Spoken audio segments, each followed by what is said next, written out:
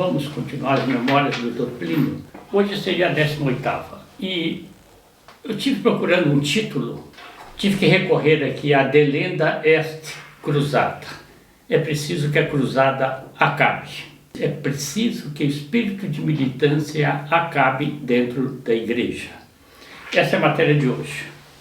Quer dizer, foi feita uma ação da Revolução, há 100 anos atrás, para fazer com que o movimento católico, que era militante, se tornasse aguado, perdesse a militância. Por isso que eu escolhi o título, é histórico, né? Eu tirei da Wikipedia mesmo. Delenda est Cartago. Cartago deve ser destruída. É uma frase célebre da oratória latina, cujo uso se popularizou na República Romana, 2 séculos antes de Cristo. Usado por Catão o Velho, o senador, quando ele terminava os discursos: Cartago precisa ser destruída. Delenda est Cartago. Terminava as coisas assim. Conhecidos, pessoas que têm assim mais prática de leitura, etc. Então, delenda est cruzada. Delenda est lec. Delenda est Plínio Correia de Oliveira. Então, veremos documentos, documentos para mostrar isso aí. Os documentos mostram que foi decretada a morte civil desse jovem líder mariano na flor da sua mocidade. Então, uma recapitulação muito rápida para nós entendermos bem. O convite para a Burschenschaft paulista. Esta Burschenschaft, eu estou tirando aqui também dados da Wikipedia, estão disponíveis na internet. Uma associação secreta fundada no século XIX, 1830 mais ou menos, na Faculdade de Direito de São Paulo, por um professor alemão de uma origem muito estranha aqui no Brasil. Ele é alemão e tornou-se professor e fundou esse movimento, essa associação que já tinha na Europa. O que essa associação queria? As ideias da Revolução Francesa espalhadas. Então, a Burschenschaft está na origem aí de todos os movimentos, digamos assim. Não, isso está diferente. Todos os grandes personagens do Brasil, Barão do Rio Branco, Rui Barbosa, Afonso Pena, presidentes da República Velha, todos esses passaram pela Faculdade de Direito e pertenceram à Burschenschaft. Documentos históricos. Bem, acontece que o Dr. Plínio também foi convidado a participar. Então, é isso, ele estava voltando do Rio como deputado, ainda 25 anos. E um advogado de São Paulo, que ele já conhecia, conhecido da família dele, disse: Plínio, você, vamos chamar assim, a mesma cabine dele, e perguntou: Plínio, o que você vai fazer depois da Constituinte? Seria normal que você fosse deputado. O doutor Plínio disse: não seria normal que eu fosse deputado, mas eu não faço questão disso. Bom, você sabe, né, o que tem na Faculdade de Direito de São Paulo. Você estudou lá. Eu sei. Pois é, se você não entrar para a Burschenschaft, você não terá carreira. Então, delenda est militância. É preciso acabar com a carreira de Plínio Correia de Oliveira. Também o Dr. Plínio cita o outro fato, que é o secretário de Cristão. Esse homem, ele também consta aí no secretário da própria revista Ordem. Ele procura o Dr. Plínio no fim da Constituinte e diz: Plínio, você que vai fazer o que da sua vida? Ele disse: não, o Dr. Plínio disse que não tinha que dar satisfações a ele, né? Então respondeu amavelmente, etc. E o Wagner disse para ele: Plínio, você sabe, não é? Ou fique sabendo, Alec não mais lançará candidatos. Então, Dr. Plínio, no Rio de Janeiro, contato com Dom Leme, contato com Cristiano de Ataíde, contato em São Paulo com Dom Duarte. Ninguém falava nada para ele. Foi o Wagner, secretário do Cristão, que o procurou no hotel para dizer: Plínio, você sabe, Alec não vai mais lançar candidatos. Então, delenda est militância católica. É preciso acabar. Por quê? Porque o Dr. Plínio foi um homem que tem uma folha na Constituinte de militância declarada. Então, tem que acabar com isso. Qual é o terceiro elemento que eu coloquei aqui? Olha o que o Dr. Plínio conta. Qual é o plano dele? 20 e poucos anos lá, hein? Nosso plano primitivo, nosso plano primeiro era isso. Partido Católico, Liga Eleitoral Católica, monarquia, os princípios monárquicos no Partido Católico e, com isso, ter uma influência decisiva na história do Brasil. Esse plano estava liquidado. A Ordem era a revista fundada no Rio de Janeiro, fundada pelo Jackson de Figueiredo, que morreu em 1928. Tristão de Ataíde, recém-convertido, foi colocado por Dom Leme como diretor da Ordem. Ficou sob a responsabilidade dele. Não só isso, mas Tristão ficou responsável por presidente condestável de todos os movimentos católicos no Rio de Janeiro. Esta foto que está aí estampada é de 1935. Então, a Constituinte acabou em 34. 35, lançamento da Ação Católica Brasileira. Quem está aí na foto? De pé, Tristão de Ataíde, morador. Era o presidente nacional. No centro, o núncio apostólico. E do lado esquerdo, de óculos, um pouco mais curto aí, é o Dom Sebastião Leme. Esse número da Ordem que eu coloquei aí, o que ele diz? Artigo sobre a LEC. Outubro de 1934. Vamos esclarecer. A Constituinte encerrou-se em julho, na festa de Nossa Senhora do Carmo, julho de 34, e já estava decidido que outubro haveria, ou novembro, as eleições para a Constituinte estadual, alguns meses depois. O tempo era muito curto, e também uma Constituinte federal. Para quê? Para que desse as leis, enfim, tornasse as leis efetivas, regulamentação das leis. Então, o que a Ordem publicou? Artigo do Tristão de Ataíde. Ele explica isso. A LEC decidiu não lançar candidatos. Sobretudo, São Paulo e Rio de Janeiro. Olha que tirado do artigo. Aqui, porém, como em São Paulo, aqui é Rio de Janeiro, né? Como em São Paulo, para que nem de longe se pudesse suspeitar que a Liga estava falhando na sua prática, aos seus propósitos de isenção partidária, foi preferida uma atuação que dê ainda maior liberdade ao nosso eleitorado. Você veja a linguagem dele para dizer o seguinte: maior liberdade, ou seja, dispersou todo mundo. O eleitorado, que na eleição de 33, maio de 33, tinha orientação, tinha lista em cada diocese do Brasil. Tinha a lista dos candidatos católicos que tinham respondido o questionário da igreja. Então, para dar maior liberdade, não vão mais lançar nada. Continua, a LEC, porém, não terá chapa própria, nem mesmo recomendará oficialmente aos seus eleitores esses candidatos, para ficar bem à vontade o eleitor.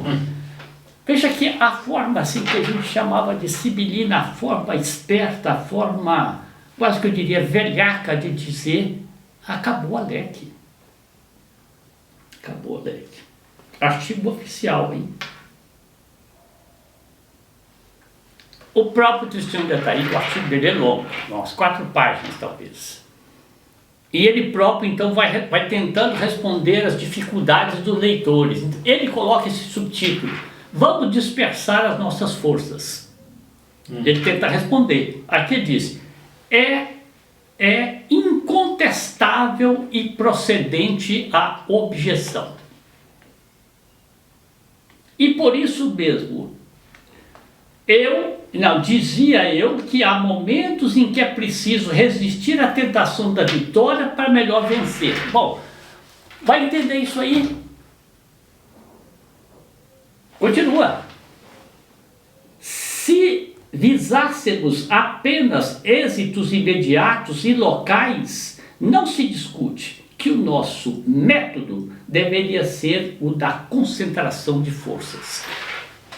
Então você vai para a batalha, gente, disperse tudo. Não há ordem central, não há comando, não há unificação. A justificativa que ele dá é como se ele tivesse uma meta transcendental que ninguém soubesse. É isso, mas essa meta transcendental na prática deu no quê? Uhum. Quer dizer, eu sou um iluminado, né? Eu sou um iluminado. Eu, como presidente nacional da LEC, apoiado, evidentemente, por Dom Sebastião Leme, não tem dúvida nenhuma, acabamos com os candidatos. O Ceará, não sei por que, levantou a cabeça e lançou candidatos, parece que lançou, aprovou 6 ou 8 deputados católicos aí nessa condição. Bom, agora eu vou mostrar os documentos de que no interior de São Paulo, onde o Dr. Plínio tinha muita entrada. Qual é que foi o procedimento de alguns vigários, até alguns bispos? Porque Dom Duarte chamou o Dr. Plínio também, faz parte de Plínio. Não vamos lançar candidato. Você entre num partido aí. Olha, esses partidos, como está dito, é um partido ligado, de uma maneira ou de outra, à Burschenschaft paulista. Então, eu sou um deputado católico. Bem, agora que vamos ver se eu consigo não dispersar a lógica da exposição. Então, a LEC tinha tido um sucesso fabuloso, foi decidido por altas forças que ninguém vai entender o que são. Essas altas forças são, evidentemente, dentro da igreja e também na sociedade civil. É preciso acabar. Delenda et LEC. É preciso que a LEC acabe. Bom, esse plano foi colocado em prática. O Dr. Plínio fez o quê? Desanimou? O Dr. Plínio não desanimou. Nós vamos ver agora os documentos que não estão publicados aí nem no livro do Dematei, nem no livro da Minha Vida Pública, porque documentos, arquivos estavam lá do Sr. Dr. Plínio. Eu guardar, não são secretos nem nada não, esses arquivos são muitas e muitas cartas que é preciso aos poucos ir procurando. Veja essa fotografia, o Dr. Plínio está aqui no centro, com o grupo do Legionário já. A fotografia deve ser de 38, talvez. Dom Zé Gaspar está aí com um religioso ao lado dele. Olha aqui, olha esse homem, a capacidade de liderança que tinha o Dr. Plínio Corrêa de Oliveira. Despertar nos católicos a vigilância e a militância anticomunista. O Plínio queria isso. Bem, agora vem os documentos. A força da LEC se prova nas declarações dos candidatos a constituinte de 34. Este aqui é um jornal chamado O Apóstolo, da cidade de Botucatu.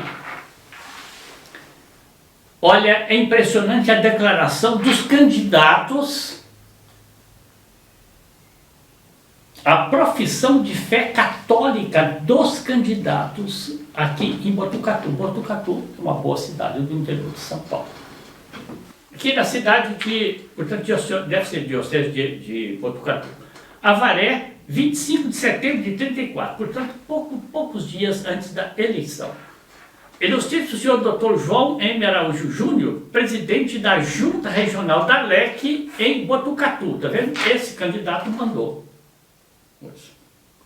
Veja o que ele diz. Candidato do Partido Republicano Paulista nas próximas eleições de 14 de outubro para a Assembleia Constituinte Estadual, como católico que me ufano de ser, venho com imenso prazer ao encontro das justas exigências da Liga Eleitoral Católica, que quer dos candidatos o compromisso individual, por escrito, relativamente aos pontos de fé e moral que interessam a Igreja na promulgação da Constituinte Estadual. É o único não. Veja a declaração dele. Quer dizer, vem a orientação do Tristão de Ataíde nacional, mas assim, a nível local, certas cidades disseram, olha, continuaram mandando os questionários, e esse candidato fala, olha aqui, fé e moral. Outro candidato. Aqui, continua ele. Assim, pois, declaro sob juramento que respeitarei e defenderei os dispositivos da atual Constituição no que diz respeito à família, educação, relações entre igreja e Estado e as cláusulas religiosas em geral. Quer dizer, eram as emendas católicas. Não introduzirei na legislação ordinária nenhum dispositivo contrário a esses ou, em geral, aos princípios morais e sociais do catolicismo. Uma declaração há quase um século atrás. Continua, vamos pegar outro agora. O Dr. Vicente Melilo era o presidente da LEC em São Paulo. O Dr. Pinho era o secretário-geral. Quem fazia as coisas era o secretário-geral. Então, o Dr. Melilo manda aqui esta circular.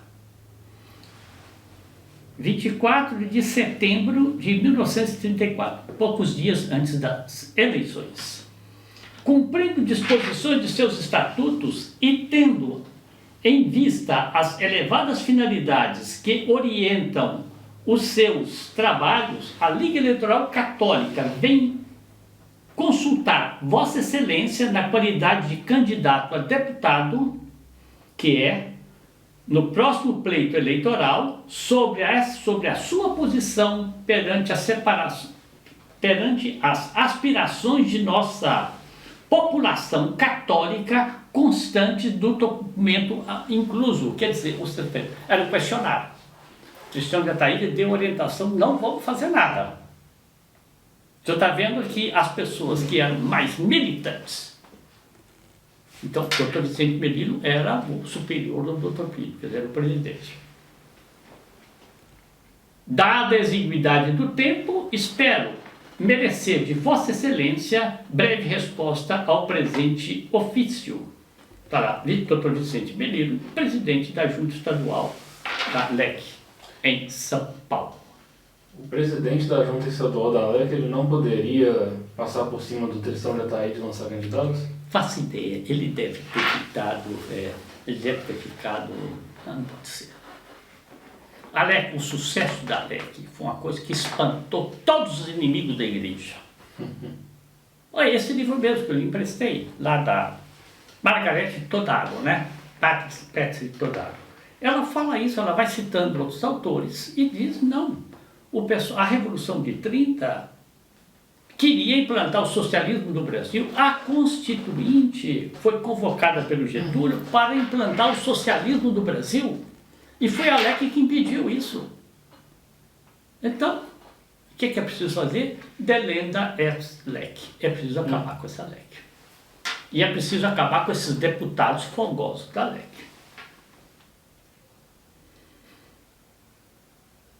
Bom, aí vem o que o Dr. Vicente Melilo propõe. Deputados federais devem comprometer-se à manutenção rigorosa dos seguintes pontos da Constituição de 16 de julho. É a Constituinte Federal aprovada, né?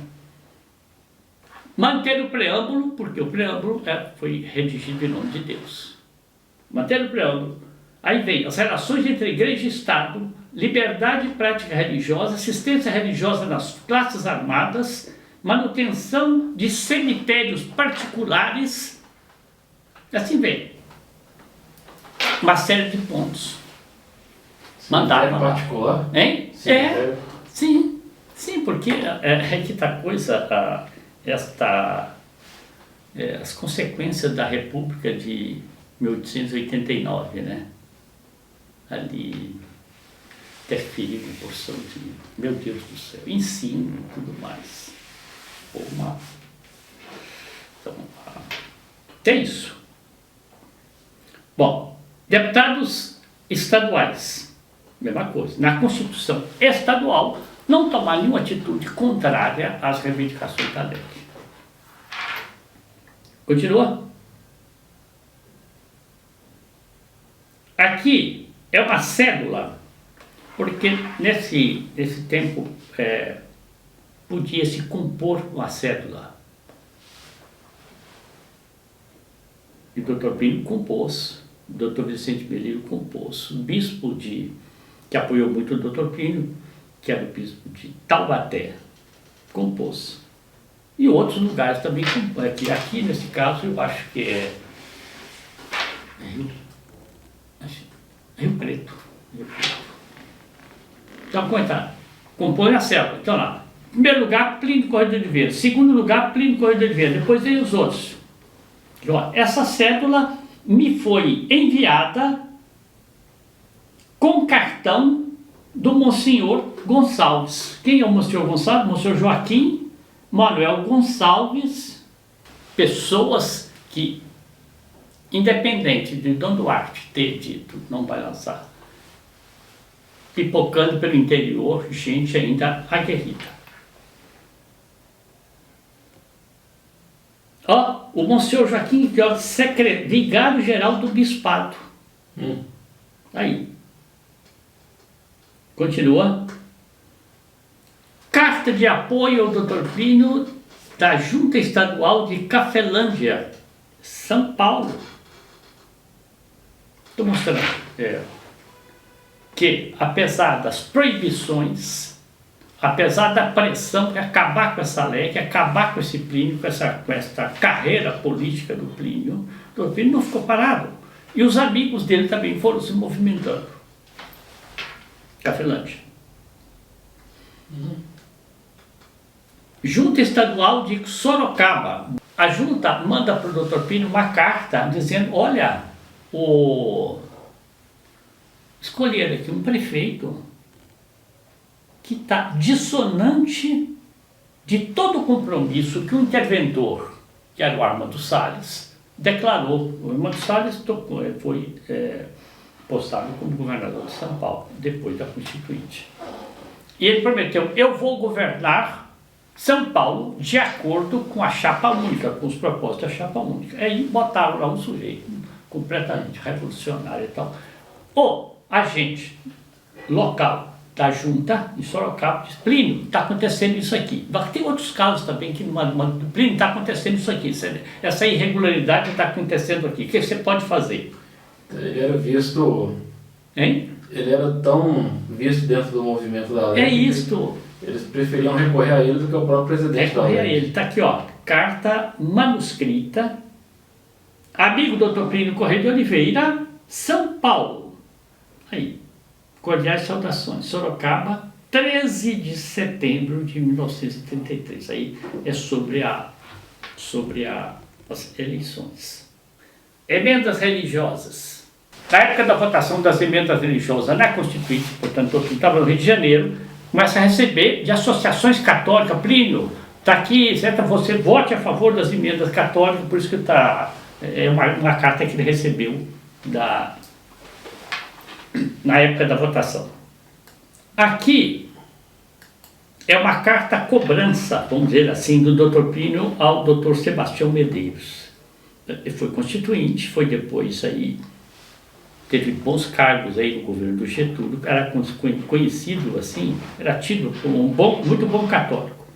O Dr. Plínio escreve para ele, Dr. Medeiros, o senhor, a data aqui, olha ó, 11 de janeiro de 1935, cobrando dele o apoio que ele estava dando a um doutor Henrique, vamos chamar Baima, B-A-Y-M-A, Baima, não sei como ele pronuncia. E disse, doutor Medeiros, o senhor é um conhecido católico. O doutor Henrique, na Constituinte, votou sistematicamente contra as emendas católicas. Na época da votação do divórcio, o doutor Henrique pediu voto secreto, foi a única votação que teve voto secreto, porque ele não queria que constasse que ele estava votando a favor do divórcio. Que esse apoio que o senhor está dando ao doutor Henrique, ele é um inimigo da igreja. Bem, em segundo lugar, doutor Plínio escreve na carta, devo trazer ao conhecimento que o doutor Henrique Baima, nome que encabeça as chapas que meu amigo está distribuindo, ou seja, a observação Medeiros que fez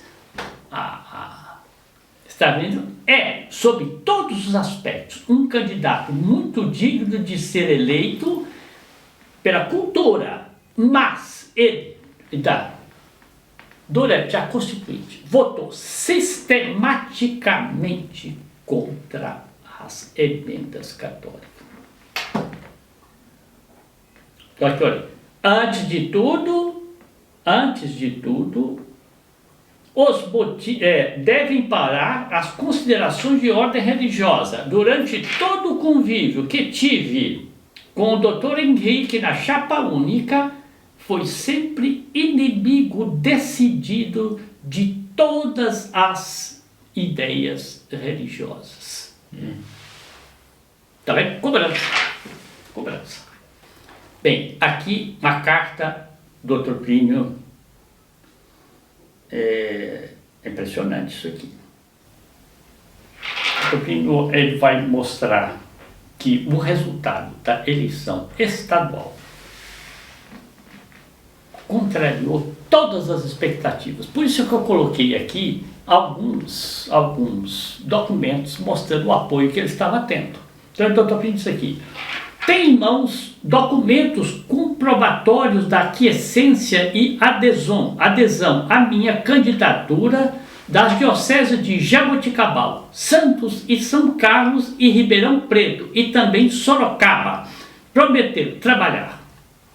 Isso aqui sem dizer que eu falei de Taubaté, que o bispo de Taubaté, do Epaminondas, fez uma circular. Todo clero manda votar no Dr. Plínio Corrêa de Oliveira. Então, e no final das contas, obtenho apenas uma votação 12 vezes inferior à que eu tive em 3 de maio, ou seja, há 1 ano e meio atrás. Vamos ter um pouco de atenção nisso aqui. Nós tivemos aqui, nas eleições recentes aqui, realmente pessoas que tiveram boa votação. E, na época da reeleição, foram derrotados fragorosamente. Mas é gente que traiu os princípios conservadores. Então, acabou o eleitorado, varreu aquelas pessoas. Não é o caso do Dr. Plínio. O Dr. Plínio, 1 ano e meio antes, ele tinha sido o deputado mais votado do Brasil, o dobro, né? Quem teve em segundo lugar tinha metade dele, e ele teve uma atuação brilhante na Constituinte, então ele não fez nada que desmerecesse a confiança do eleitorado. Ele vai ser candidato, então, à Constituinte estadual, que deveria trabalhar na consolidação dessas leis, na regulamentação das leis, e recebe uma votação 12 vezes menor. Ou seja, deve ter tido mais ou menos 1000 votos. Com esse apoio que eu disse aqui. Quer dizer, delenda est lec, é preciso acabar com a lec. Delenda est militância católica. Delenda est Plínio Corrêa de Oliveira. Precisa acabar com esse candidato. Olha aqui. Tudo isso me teria parecido explicável, o Dr. Plínio está dizendo na carta para um amigo. Pois que bem conheço a fraqueza humana e o ardor das paixões partidárias. Ou seja, pode ter aquela multidão que aplaudiu o Nosso Senhor, para dar uma comparação, não é? Não sei quantos ali estavam depois, na hora da paixão, tinham prevaricado. Continua. Mas exatamente onde o ocorrido, quer dizer, a minha derrota, assume proporções de verdadeiro enigma, foi na diocese de Taubaté, que tem a sua testa, a sua direção, ambos bispos mais santos que conheço e cuja liga eleitoral católica está na mão de amigos muito prezados, de que tenho recebido as mais inequívocas manifestações afetuosas de solidariedade. Disso. O Dom Epaminondas fez uma circular em Taubaté, mandando votar no Dr. Plínio Corrêa de Oliveira. Esse Plínio Corrêa de Oliveira recebe 1000 votos no estado de São Paulo. É que ele disse inexplicável. O passado dele não justificava isso daí. Nem a adesão que houve a ele de vários pontos do Estado. Explicava isso. Aqui é outra questão, outro ponto interessante que é bom saber que aconteceu. Então, é a eleição para constituinte. Começa um rumor. Plínio não pode ser candidato.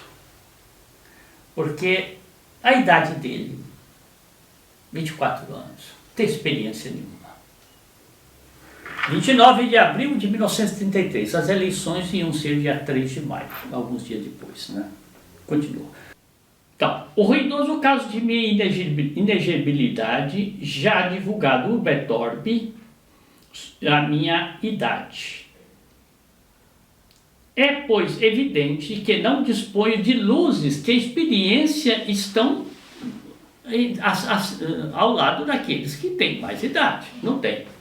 Minhas credenciais, eu só as posso extrair de um passado curto, mas de grande consolação me alenta ao recordar que todo esse passado correu à sombra da igreja, constantemente empregado nos seus anos mais proveitosos na prática dos sacramentos e no apostolado.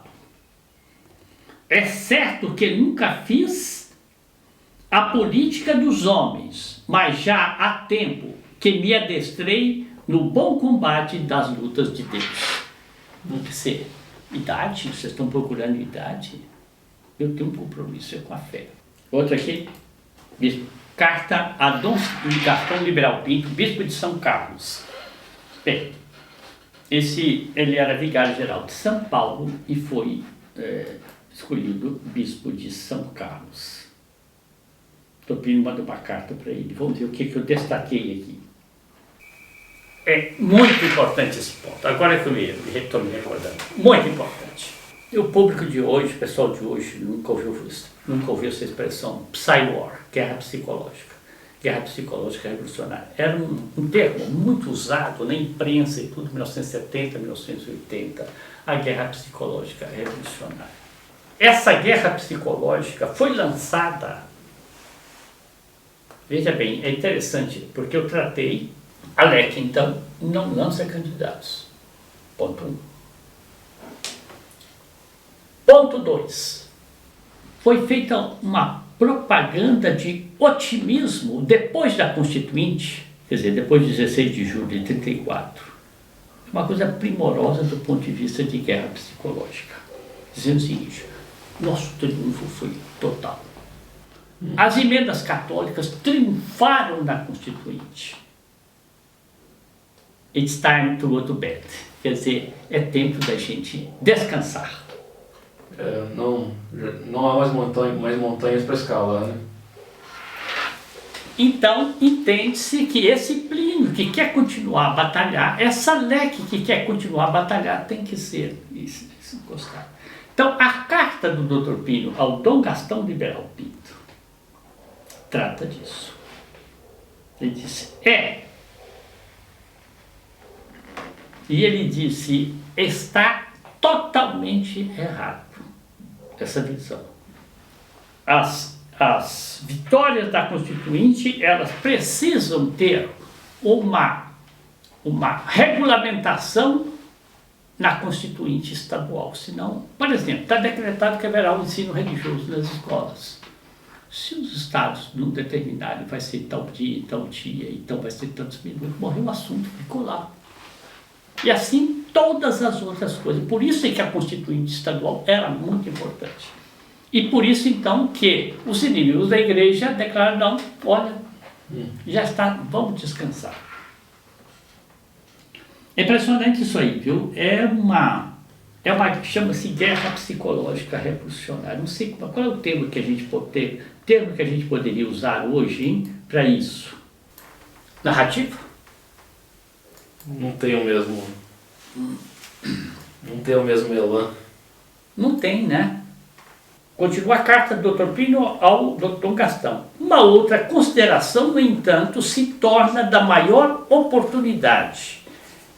É a de que a nova Constituição dá duas atribuições excepcionais à Constituinte Estadual. Primeiro, a eleição do presidente do Estado. Governador. Governador. Mas na época exatamente chamava-se presidente. É a eleição de 3 senadores que representarão São Paulo na Câmara Alta. Tá vendo? Tudo isso a ver que está fora. Topino até pede ao Dom Gastão se Dom Gastão não pode se movimentar e começa a escrever para os bispos e tudo mais. Dom Gastão tem aqui vamos ter que tratar, mas logo em seguida, não hoje, mas daqui a pouco. Dom Gastão foi quem pegou o estudo do Dr. Plínio Corrêa de Oliveira sobre o integralismo. E ele, como bispo de São Carlos, pegou esse estudo, fez umas modificações e mandou para todo o Episcopado Nacional. Dr. Plínio disse assim, na época da Constituinte, portanto, 33, 32, o dilema era catolicismo ou comunismo. Hoje, sabe Vossa Excelência que o tema se apresenta de uma maneira diferente e que muitos elementos de valor, não confiando na força e capacidade realizadora dos católicos, querem inculcar uma doutrina como a única tábua de salvação a que se deve agarrar o Brasil para evitar o comunismo. Vou explicar porque é muito importante. Então, na época da Constituinte, Dr. Plínio fazia campanha, o Brasil só tem duas. Ou o Brasil escolhe o catolicismo, ou o Brasil cairá do comunismo. Então ele está escrevendo aqui agora em 34 para Dom Gastão. O dilema já não é mais esse. O dilema é o seguinte, os católicos se mostraram tão fracos nas eleições, estadual, fim de 34, se mostraram tão fracos que eles já não são mais obstáculo ao comunismo. É preciso procurar uma outra tábua de salvação. Qual é essa outra tábua de salvação? Estou sugerindo, imagina logo, o integralismo. Encaixa exatamente nas exposições que nós vamos fazer. Talvez a próxima já. Estava vendo já na Europa, já tínhamos a ascensão do nazismo na Alemanha, do fascismo na Itália, do rexismo na Bélgica, na Hungria também, bem, havia em outros lugares, né? E no Brasil,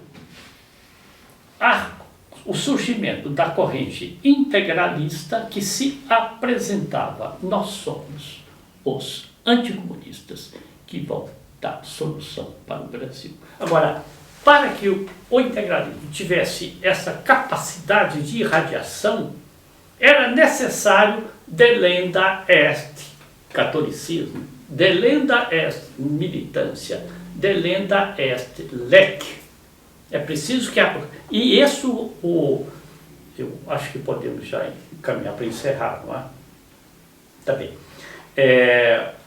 O governador de São Paulo, portanto, aí, interventor, presidente, né?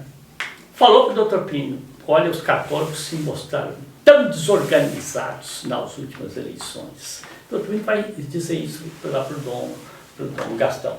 Ou seja, você entendeu, né? Foram tirados. Isso se chama guerra psicológica revolucionária. Isso se chama, o pessoal chama de hoje, não é o deep state, como é que chama?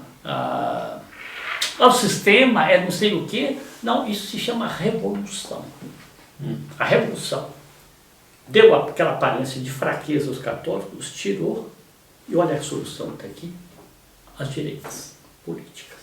Bom, Nossa Senhora nos ajude nas próximas gravações, é o que eu acho que devíamos destacar. Então, resumindo rapidamente, nós tínhamos tido em 1933 uma vitória única na LEC, reconhecida por todo o Brasil e assustando os partidos políticos, a força que tinha.